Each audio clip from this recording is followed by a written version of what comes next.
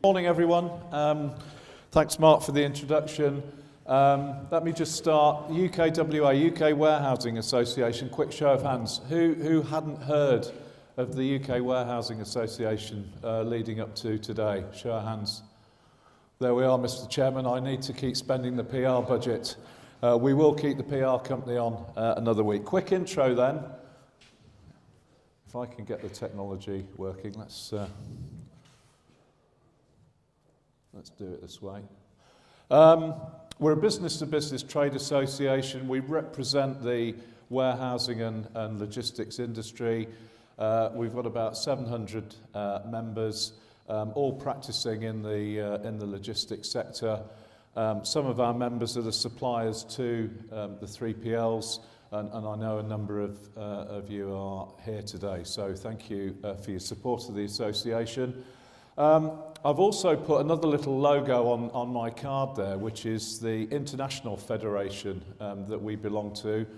And I'm going to use today just to pick up on some of the points that Mark has made and to hopefully illustrate the global nature of the business that we're in. So yes, it is the UK Warehousing Association, and even our most modest of small members sometimes don't realise, because we all get very focused on the day job in terms of what's coming into and through the warehouse, actually what's going on upstream or downstream of that operation. And on most occasions, we find actually that we're part of a much bigger global picture. And that's increasing in its level of importance, I think, to all of us in the industry, as I'll perhaps explain as we go forward. No, I'm really struggling. Can you see if you can get that going for me? And I'll just use the buttons here. It might do now we've plugged in the dongle. Doesn't matter. I'll use the buttons here. Right, try and rattle through some of this and not be repetitive with any of what Mark's already started with.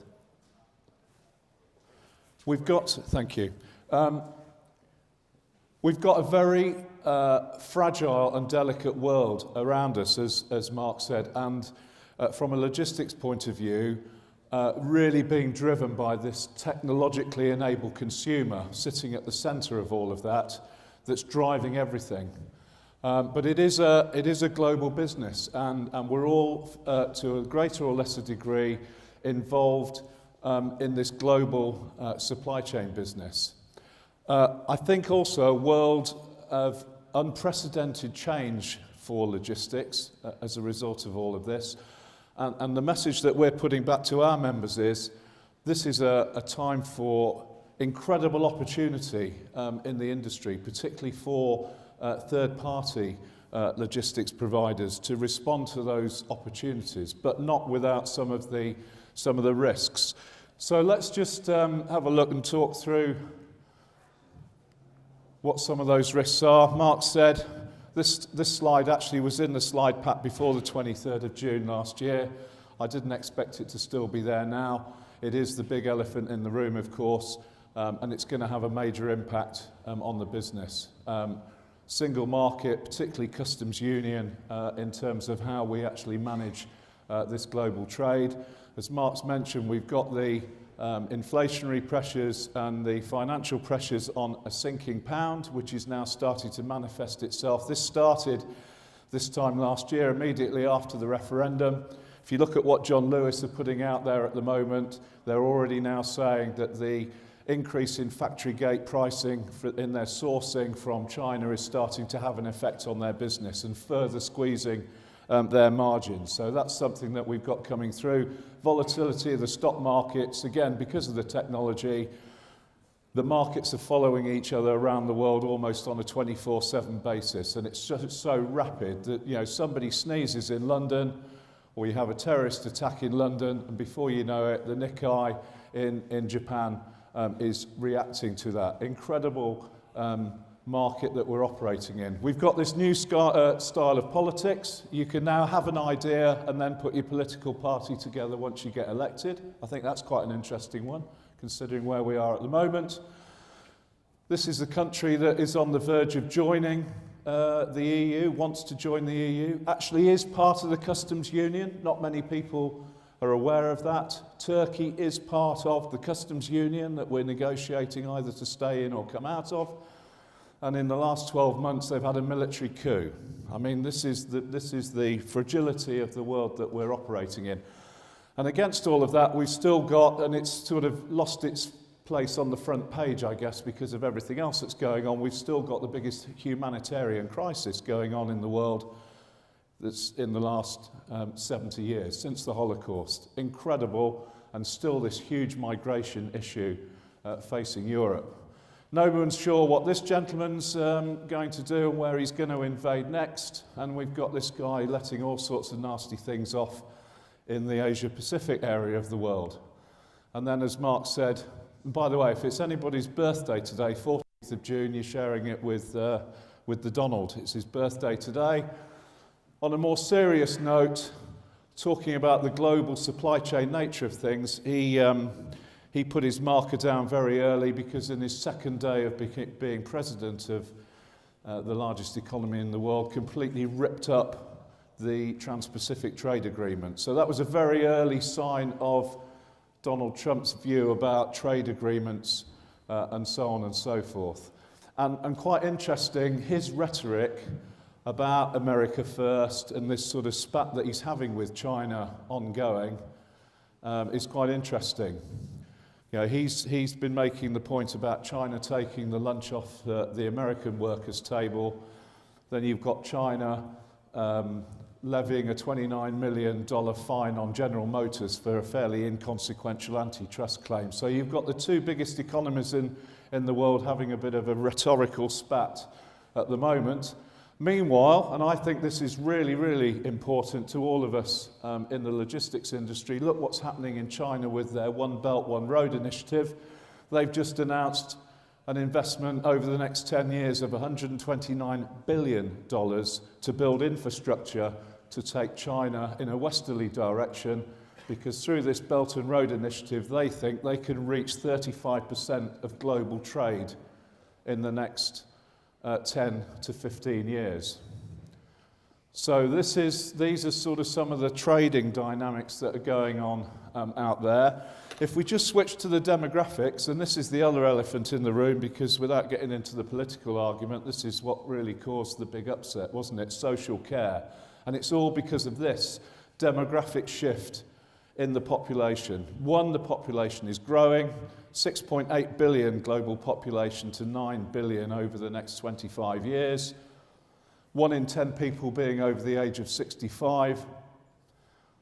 And the other interesting thing about the shifting demographics that's really impacting the logistics industry, and we've done quite a lot of work with the likes of Oxford Economics and the KPMG Futures Institute, is they reckon 45% of this population now has a desire to live in or around major conurbations, towns and cities.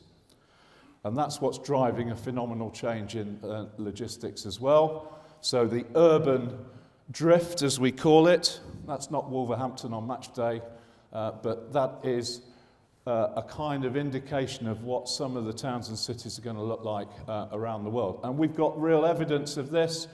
Don't want to make this kind of London-centric, but again, the UK population growing, London's population growing from 8.5 million to 11 million in the next 10 years. And of course, with London, it's not just about the people that live within that M25. Last year, 17.5 million visitors to the city. That's going to go over 20 million this year, especially with the low or the attractive dollar-pound ratio, all borne out by the British Airports Authority stats that are coming out, 6-7% growth on passenger numbers for last year. So record number, record number of visitors. And then you've got the commuter factor. People like me live up in the Midlands, go in and out of London 3 or 4 days a week. That number's going to bust 1 million commuters a day sometime this year. So some phenomenal factors, and this isn't just about London. These trends are the same for Manchester, Leeds, Glasgow, Sao Paulo, New York, any of the major cities in Europe and around the world. And that's what is changing logistics. Now, the other big change, as I mentioned, is the technology. And it's quite frightening that it's less than 10 years since Steve Jobs stood up on the stage in California, got his iPhone out and said this will change the world, and how it has changed the world.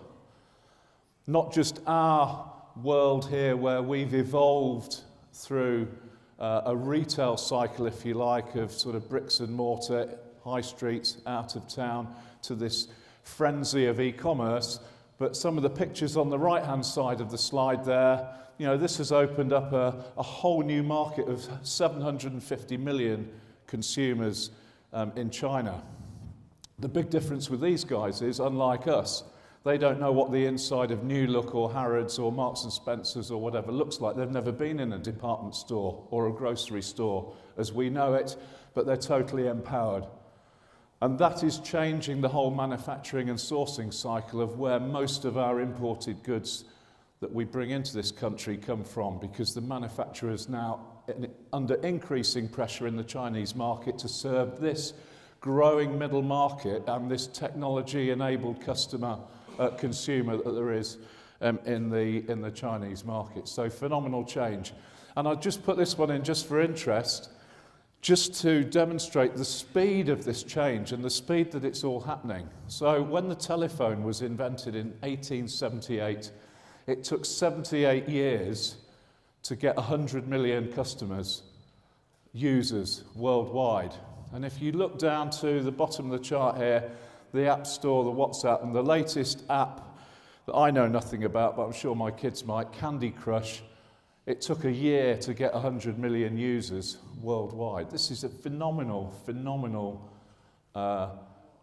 concept that we're sort of grappling with. And all of this is changing logistics at a rapid rate of change as well. So back to my original slide with an extra graphic on there, we're sort of within UKWA saying, and this is our mantra, logistics is effectively the new retail. And if you think of those store closures, the Debenhams and the Marks and Spencer's stores closing, this is the reason that not only is logistics increasing its footprint, but it's increasing its labour force as well, because the consumer now is being fulfilled from a logistics centre rather than a high street store, although we still have this very mixed sort of omni-channel model. So we've got this technology-enabled consumer sitting in the middle of everything, driving everything, very fragile and uncertain world around out there. And then, of course, we've got this sort of impact of the Amazon factor and Alibaba growing to serve that 750 million new consumers in China, and now starting to put their feet down in Europe as well. They've got an office in London, they've got a staff of a couple of hundred people, they're watching Amazon, they're watching what we're doing, and they're starting to build their plans to bring Alibaba into Europe. So again, question that I put to our members, is this an opportunity or is this a threat? And that's what we need to really think about. So what's all that doing to logistics? Well, in very simple terms, and I'm sure we've all been sort of to the conferences and so on and seen these kind of diagrams where the whole process used to be what I would describe as a linear process. You know, we used to show this process of buying this sort of bulk product in the low-cost sourcing markets of Asia and putting them in a container to the port on the ship, through to a distribution centre and out to a kind of retail distribution model. And I know this is a little bit retail-centric, but this is probably 75% of the activity of the logistics industry. But it's no longer a linear process for the simple reason that we've got this consumer driving everything, and we've now got this world of multiple pace, multiple channels to market. In some cases, goods going in two directions. As Mark said, you've got reverse logistics as well as fulfilling the consumer outbound. So no longer a linear process, and much more of a kind of global supply chain and logistics ecosystem, and a high level of complexity. Now, if you go back to that linear model, working out a cost to serve of all of this was relatively, I say relatively straightforward process, but compared to working out a cost to serve in this model, very, very complex process. And that's why it's moving so fast, and that's why there isn't yet a perfect model for any of this, because the retailers are running so fast with this, it's almost make it up and evolve it as we go along. And that's putting a lot of stress into the market. Now, this is where it perhaps becomes the opportunity again for the market. Actually, Kevin might have this in his presentation as well, but we put this out there. Again, Logistics Manager put this up a year or so ago. Only 17% of retail chief executives believes that their supply chains are optimal. So a lot of change and a lot of work to do on this. So what's actually happening within logistics, and where does it affect what we do in kind of warehousing and distribution? Well, it starts within those origin markets.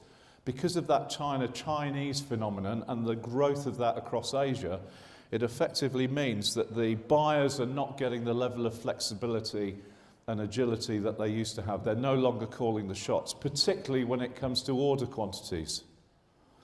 So no longer that linear process where the buyer's going to a vendor in China based on last year's sales program and this year's kind of forecast that the merchandisers have put together and calling the shots in terms of I'm wanting to buy this quantity and I want it shipping FOB Yantian on this date because I know it's 28 days from Yantian to Felixstowe and then we can get this into the DC 5 days after that. The buyer's saying, well, I'm not interested in making that quantity. You'll have to take 3 times as much for it to be interesting to me. And I know you'd ideally want to ship that in April for your run up in the autumn season, but forget it. I can only make that for you in November. So the buyer's thinking, well, what do? Do I take more stock at the wrong time of the year? Where do I keep it? Where do I put it? Do I just bring it in and let the supply chain team and the logistics team in the UK worry all about that? Do I find some warehousing in China?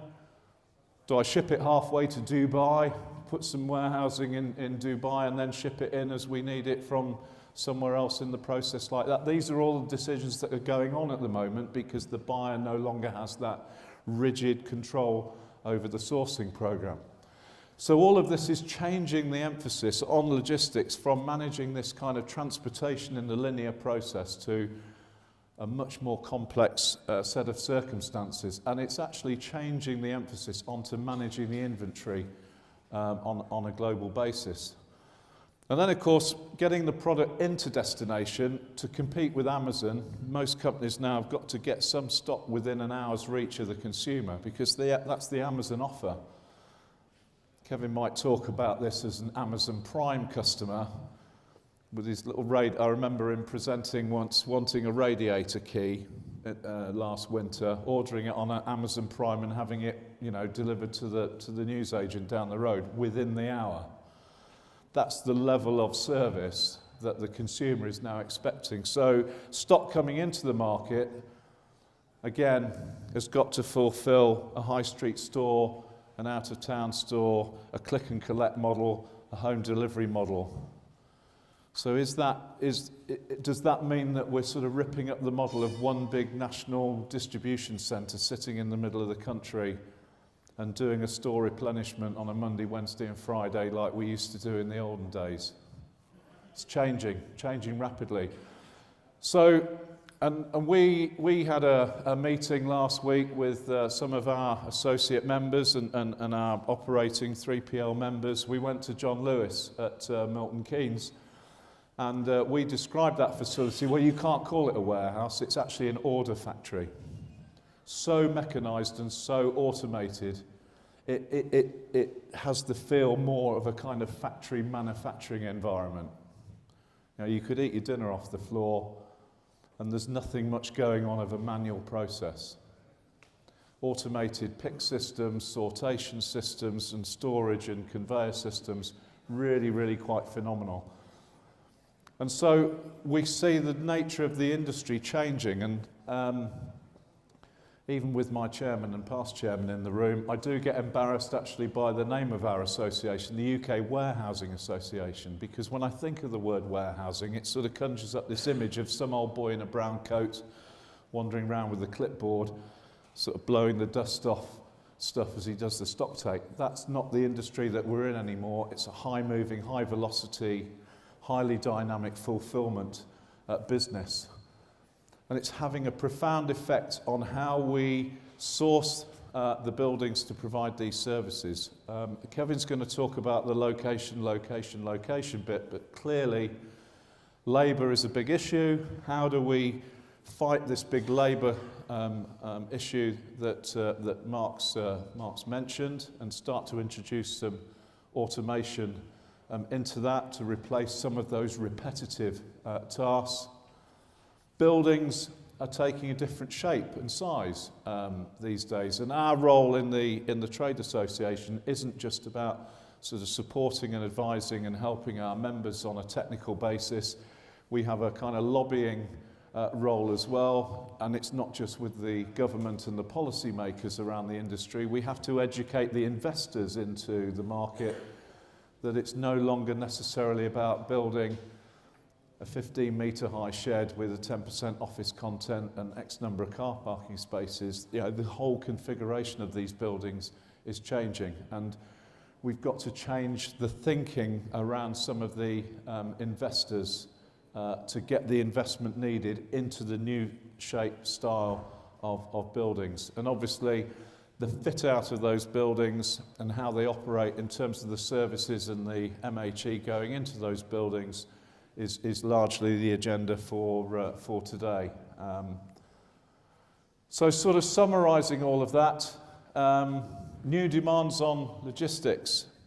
And the big questions that we're sort of asking, it's how we're managing these trade-offs between cost, speed, frequency, reliability to meet those ever-increasing consumer demands, balancing up those global sourcing tensions at origin where it's no longer that linear process and stock coming out in different quantities to perhaps to the ideal at different times of the year that are not also the ideal.